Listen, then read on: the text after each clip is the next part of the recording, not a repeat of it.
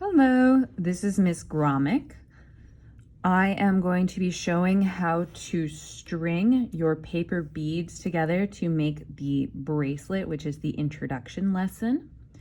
You will need 30 beads, and we will need stretch magic string. All of this should be up in the front of the room in my rolling cart. For the stretch magic string, you are going to need a piece that is your wingspan. So you're going to stretch your arms out wide as if you are a bird, basically is why I call it a wingspan.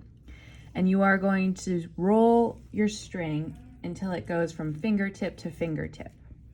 I know that seems like a lot of string, but you need that much because you are going to be crisscrossing through the beads, so everything's going to be double. So I have my string, which is wingspan, again from fingertip outstretched to fingertip, and I am going to pick out my accent beads. You do not have to use accent beads, but if you want to, you can. They go in between your paper beads on both sides. You can use 2 colors or just 1 color. They are size 6 and they're the dynamites. So these are my accent beads. Right here I have purple. For all of you guys, I have pretty much the rainbow: red, orange, yellow, blue, green, pink, purple, black, and white are the beads I have. So to get started, you will have your 30 paper beads.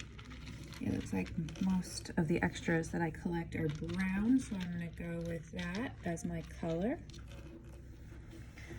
So what I need to do is I need to pick my first paper bead that has 2 coats of the Mod Podge painted onto it, because that makes it nice and strong and water resistant, and as well as a little shiny. Water resistant does not mean you can wear it in the shower or go swimming with it on. Water resistant means if it gets wet while you're washing your hands or if it rains, it will be okay. So taking my first bead, I am going to put that first bead onto my string. So I'm going through the hole, and I'm going to take both ends of my stretchy string, put them together, and slide it so that the bead is going to the middle of all of my string. So that bead is in the middle of my string there. Both sides of the strands are even. And I am going to tape that single bead down.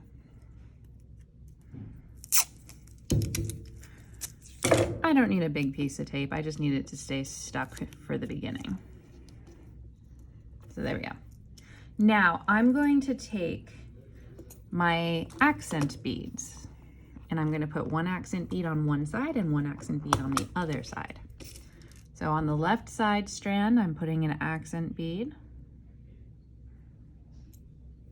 and sliding it all the way up so it's next to the paper bead. And on the right side strand, I'm going to put an accent bead and slide it all the way up so that it's on the right side. So I'm going to push those in. I can move my tape so I can actually see the paper bead there. So I'm going to push those in. Now I'm going to take the left side strand of my stretchy string, and I'm going to take my next paper bead, and I am going to stick the left side through the left side of the paper bead and have just a little tail about 1 inch or 2 out on one side. Then I'm going to take the right side of my stretchy string, and I'm going to put it through the right side, the opposite direction of the first strand, through the same bead, so that I have a little tail one side and a little tail on the other side. And I'm going to take those 2 tails and I'm going to pull so that they are even. My string got a little tangled. Just untangle that.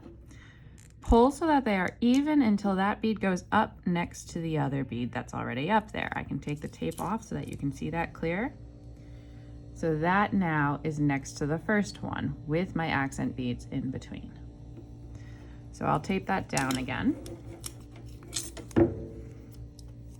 And what I'm going to do now is I'm going to put an accent bead on again, because this paper bead has no accent beads next to it. So an accent bead on the left side and an accent bead on the right side. Now, I am once again going to take my next paper bead. I'm going to put my string through the left side of the paper bead. Left side strand goes through left side of paper bead. Just have a little tail. Right side strand goes through right side of the paper bead, the opposite direction of the first strand you did. Push it through.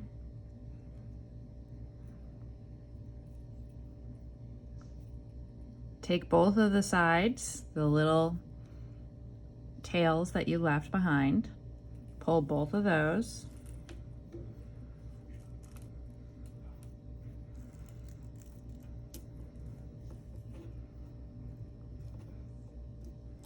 Until it goes up and meets the other ones.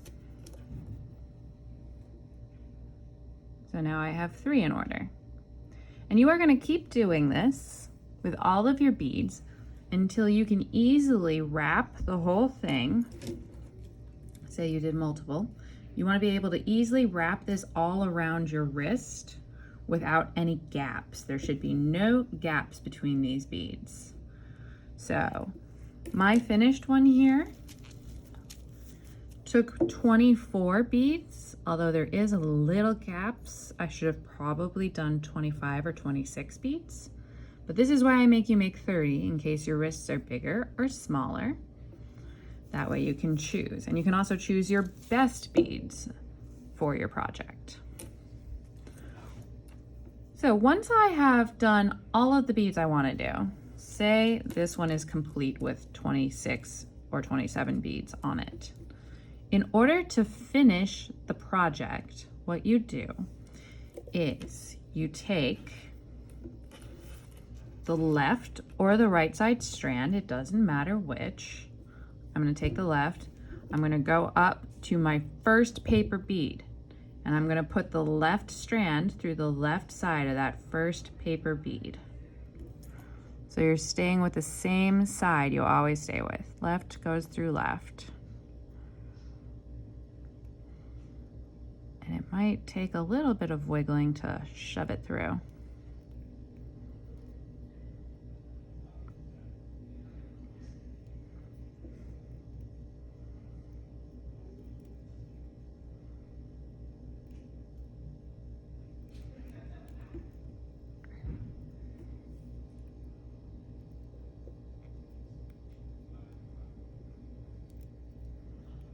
Just wiggle it around until you can get it through. There we go.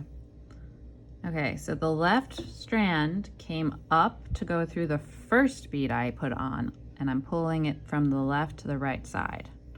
By doing that, I'm creating a loop that when pulled tight, forces the bracelet to come together with the end and the top. And then the 2 I have on the other side can be tied together. There's a special way to knot these to tie them together, so pay attention to this.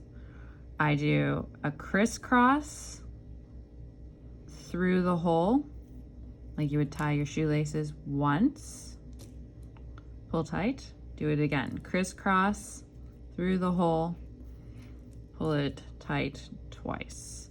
And then there's a third knot that I do on top of all of this. I grab where that knot is that I just made, 2 knots on top of each other. I grab that knot. I take both strands at the same time, wrap both of them around my fingers.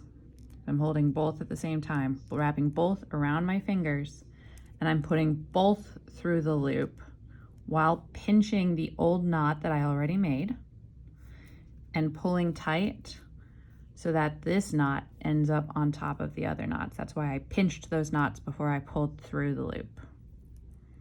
So I'll show you again what that's like. Taking the old knot, pinching that old knot, taking my 2 fingers or 3 fingers or 4 fingers, but I'm grabbing both strands, wrapping them around those fingers. Both strands go through the loop of the fingers that I created, pinching the knot so that when I pull this knot tight, it ends up on top of the other one. So all knots are on top of each other. That'll hold nice and tight. And now you have, this is clearly not big enough, but I wanted to show you how to tie it. And now you have a nice knot that you can trim with a scissor and then wear for your bracelet. And it stretches so that it goes on and off easily.